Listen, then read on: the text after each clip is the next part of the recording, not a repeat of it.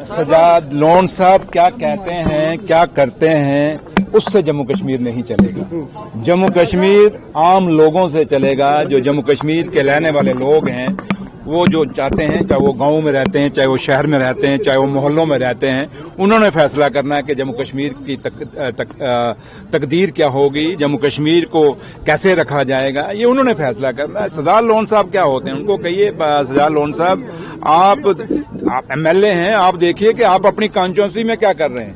वो जो वादे उन्होंने इलेक्शनों में किए हैं, क्या वो निभा रहे हैं या नहीं निभा रहे। तो इसलिए जम्मू कश्मीर को जो भी तोड़ने की कोशिश करेगा, जो कहेगा कि जम्मू और कश्मीर को अलग किया जाए, मैं दावे से कहता हूं कि वो जम्मू कश्मीर के लोगों का हमदर्द नहीं है, वो जम्मू कश्मीर के लोगों का दुश्मन है।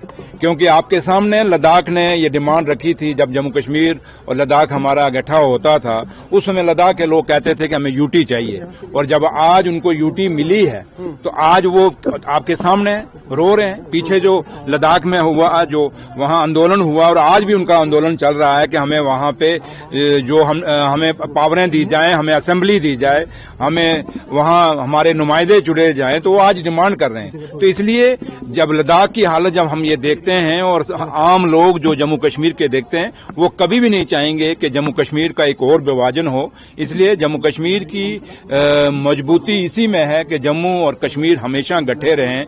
ये जम्मू कश्मीर के भाईचारे की निशानी है, और ये जम्मू कश्मीर वो है जो जम्मू कश्मीर महात्मा गांधी ने अपनी नजर से देखा था। उसने कहा था कि मुझे भाईचारे की अगर कोई किरण नजर आती है तो वो जम्मू कश्मीर से आती है।